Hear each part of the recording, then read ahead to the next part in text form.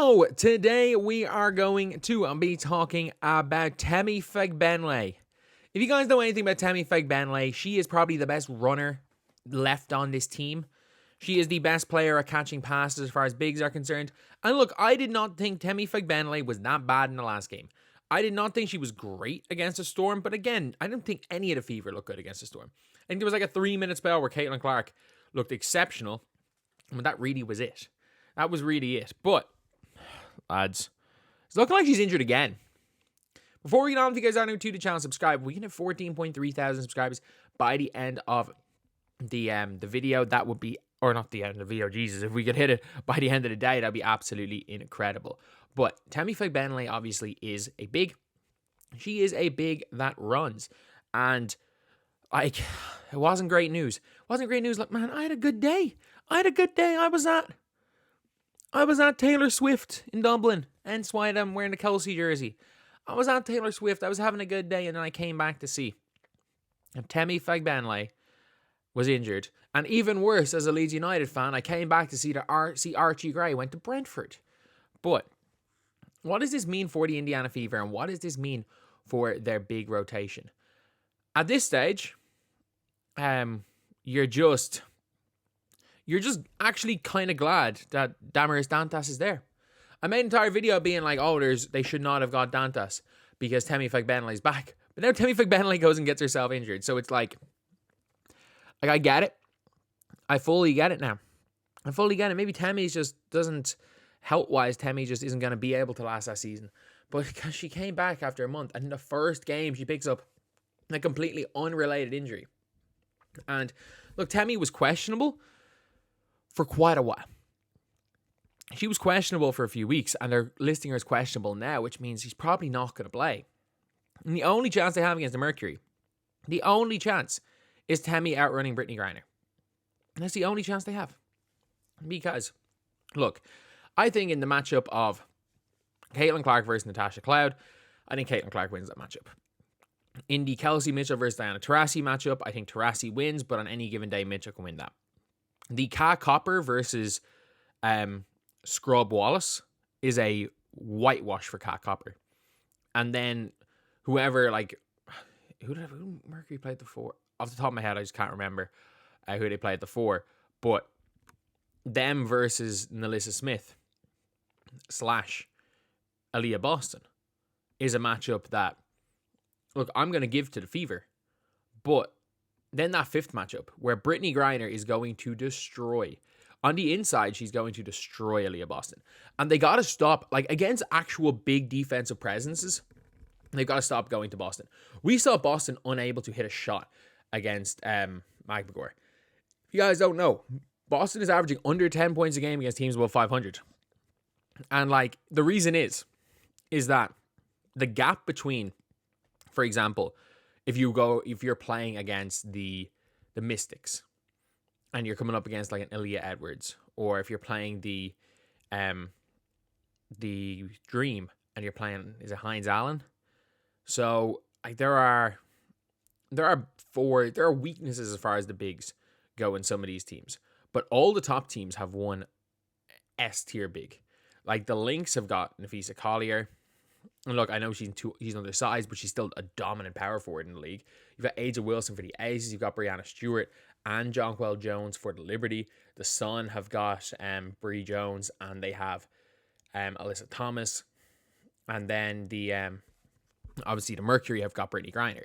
So you can run through Aaliyah Boston against weak teams, and like even old Tina Charles can't really deal with Aaliyah Boston. Dolson can't deal with Aaliyah Boston at all. So you can run through in certain games, you can't run through in other games. But also with the fact that, like, again, I do think Caitlin Clark has to be the player to carry them in this game. I think there are games where it's going to be Aaliyah Boston, but if Chrissy Sides forces the post-entry passes in this game, it's not going to end well. The post-entry passes are not going to end well when you've got a 6'9" Brittany Griner standing in the paint. Especially when Aaliyah Boston just looked kind of shook the last game. If Aaliyah Boston can pull Brittany Griner out to the perimeter, it's one thing, but I think the only real way that they're going to win that center matchup is if Griner has an off day and Temi runs. I don't think the Phoenix Mercury are going to be able to keep up with a pace that can be set by Caitlin Clark. That is the only chance the Fever have winning this game. If they have any chance, look, they're almost certainly going to lose. The Indiana Fever team are nearing 3 years since they beat a team that were above 0.500. Grizzly Science has never beaten a team above 0.500 with a 50% win rate. She's never done it. I'm not even sure if the year before Christy Sides came where they went, 5-31? I would assume maybe they won one game against a team above 500, maybe not. Like, if they didn't win that season, it's been nearly 4 years. But we are nearing on 3 years without beating a team, with them beating a team above 500. And there's only one team where I think they might have some sort of like a matchup advantage. And I think the matchup advantage is that Temi Fagbenle versus Brittany Griner. And I think if you lose Temi, you're screwed. But on a positive note, at least Damaris Dantas is there. Like, as much as I'm like, why did they sign her? Because I'm like, she's never going to play minutes. At least she's there to give you some minutes at the backup five, because Alyssa Smith can't do that. She's shown that she can't really play the five. And I think Katie Lou can play as a stretch four. But I wouldn't have Alyssa Smith and Katie Lou playing at the same time. So, yeah, it's a pity.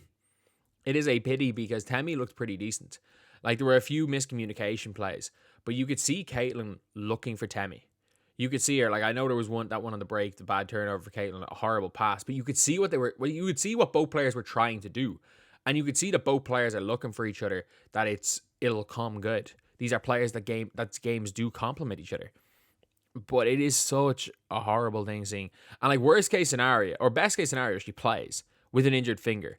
And I would, like, these players are struggling to catch the ball anyway. So I would say with an injured finger, it's a lot less likely that, these players are going to be able to catch the ball because they're already struggling with it. So anyway, that is the video. A not great update for the Indiana Fever before a big game against Mercury. Look, this is the first time Caitlin Clark plays Diana Taurasi. This is going to be one of the biggest games of her career. This might be the biggest game of her career. Of all the all-time greats that Caitlin Clark has come up against, this is the first that matches up in her position. She's come up against great players. She's done really well against Scott and Smith. She's done really well in games against some really good point guards. But this is the first time she is... I think Diana Taurasi might take on the assignment of Caitlin Clark. Like, is she the best defender in the world? Like, not... Like, look, we're in the Diana Taurasi era, so maybe not, but she can still give you 20 on any given night.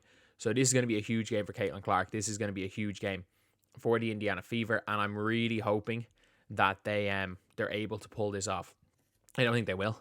I thought the only chance they would have had was a Temi masterclass, because I don't think they win any other matchups. And I think that going into Leah Boston is going to be a disaster. Like, as good as Magbagor is at being like an interior defender and a big that Leah Boston struggled with, like, Brittany Griner's an entire different animal.